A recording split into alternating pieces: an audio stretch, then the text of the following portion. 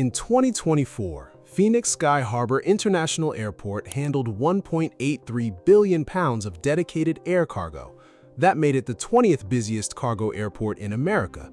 It was down 8.65% year over year. Tonnage has dropped about 25% from its 2021 peak. Memphis handled 12 times more freight in the same year.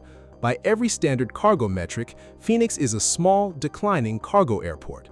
So why is the world's third largest freight forwarder spending nearly $1 billion to build a logistics empire here? Why did Cargolux start flying weekly 747-8 freighters from Luxembourg into the Arizona desert? Why did the largest single foreign direct investment in American history land in North Phoenix? And why are two Asian airlines suddenly fighting over Phoenix to Taipei service in 2026? The answer is the most important cargo aviation story nobody is telling, and it has almost nothing to do with Phoenix Sky Harbor.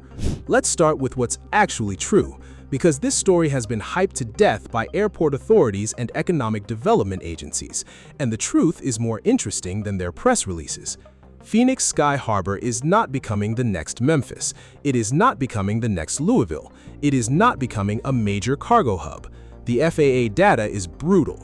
In 2024, Sky Harbor's all-cargo landed weight came in at 1.83 billion pounds, ranking 20th nationally. That's roughly 1/12 of Memphis, less than half of Indianapolis. Sky Harbor's two cargo complexes, South and West, are 100% occupied. The airport recently started a project to convert the old Terminal 2 building into additional cargo space, but FreightWaves quoted industry experts saying Sky Harbor hasn't done much to court cargo business. That's the gentle version. The real version is that Sky Harbor is a passenger-first airport that handles whatever cargo American Airlines, Southwest, FedEx, and UPS happen to bring through. It's not a cargo strategy, it's a byproduct. So if the cargo story isn't at Sky Harbor, where is it? 25 miles southeast, Mesa Gateway, IATA code AZA, a former Air Force base called Williams that the military closed in 1993. 3 runways, the longest at over 10,000 feet, capable of handling any freighter type ever built. 2,000 acres of federally designated foreign trade zones surrounding it. And here's the part that matters: empty space, room to grow. The exact thing Sky Harbor will never have. In December 2024, the airport was officially renamed. Phoenix dropped out of the partnership it had funded for years, paying about $1.3 million annually for roughly 1% of operating budget. The airport rebranded as simply Mesa Gateway, and the man running it, J. Brian O'Neill, said the quiet part out loud. There's a major economic transformation underway across the entire Phoenix East Valley. That transformation has a name. It's called DSV. DSV is a Danish freight forwarder. Most American viewers have never heard of them. They're the third largest freight forwarder in the world, and after acquiring DB Schenker in 2024, they got even bigger. In February 2023, DSV signed a 39-month lease for a 22,000 square foot hangar at Mesa Gateway. In May 2023, they held a ribbon-cutting ceremony. The customers in attendance read like a who's who of American manufacturing: Intel, ASML, TSMC, Rivian. In June 2023, Cargolux began weekly scheduled service from Luxembourg to Mesa Gateway with 747-8 freighters, the first regularly scheduled cargo service in the airport's history. Atlas Air joined the operation, flying tentative routes from Hong Kong to Taipei to Mesa Gateway, piggybacking on existing DSV routes. In January 2024, DSV bought 87 acres of land in Mesa for $46 million. In January 2026, they broke ground on a 950,000 square foot regional headquarters.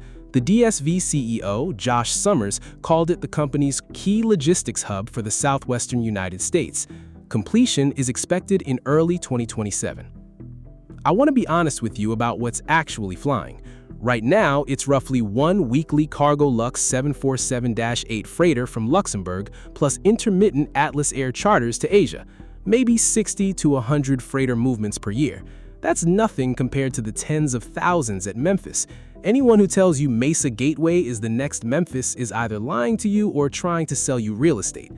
But here's why DSV is making this bet anyway, and it's the most important detail in this entire story.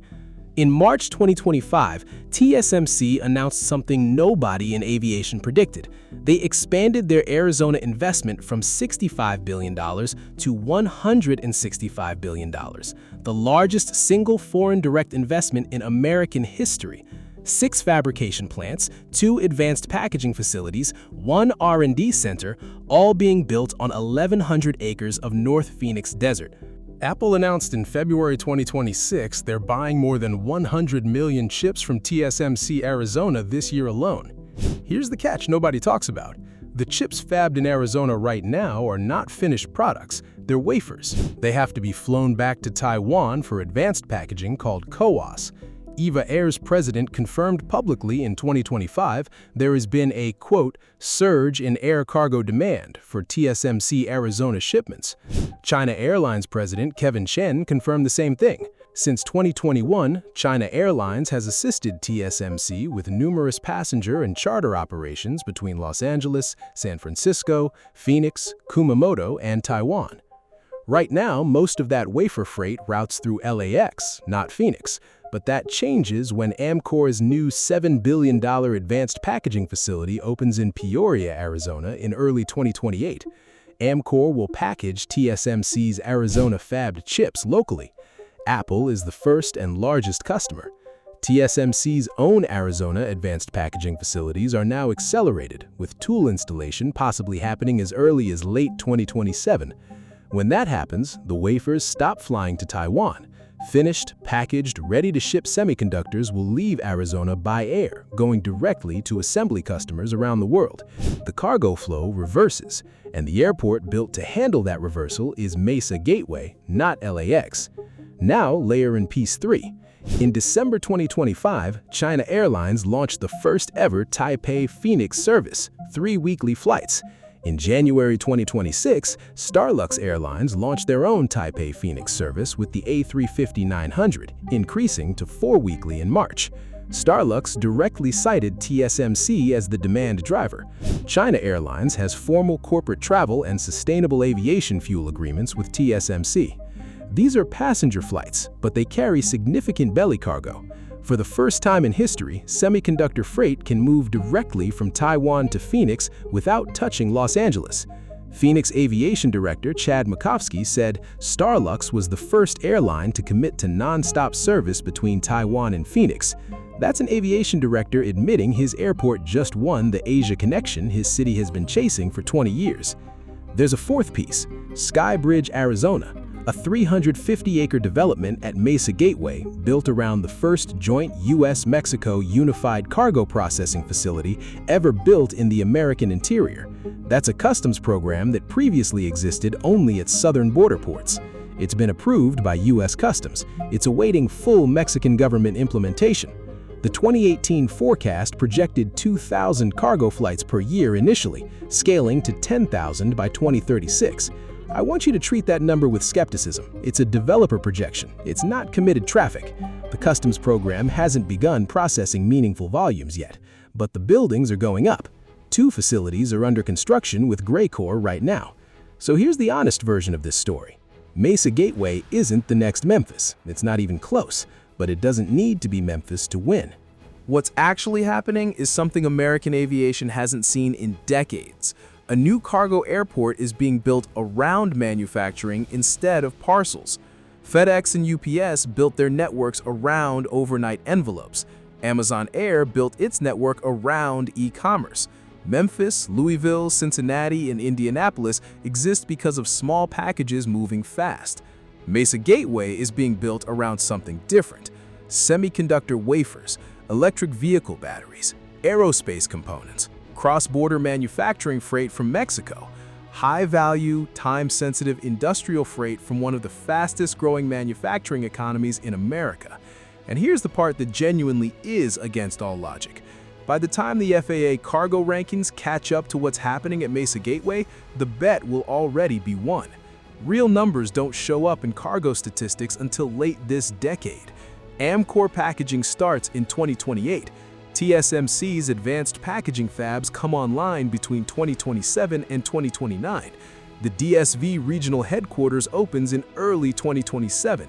By 2030, the chips that power your iPhone, your Tesla, your Nvidia GPUs, and the artificial intelligence reshaping the global economy will be packaged in Peoria, Arizona, and shipped from Mesa Gateway. That's the bet, and it's being made right now, in plain sight, while every aviation publication continues to count Memphis tonnage and ignore the airport that's actually being repositioned to win the next decade of American cargo aviation. Phoenix Sky Harbor will keep declining as a cargo airport. It doesn't matter. The real story moved 25 miles southeast, where a former Air Force base is quietly becoming the gateway for the most important manufacturing build-out in American history. If you found this analysis valuable, hit subscribe for more deep dives into the airports nobody covers, but everybody should be watching.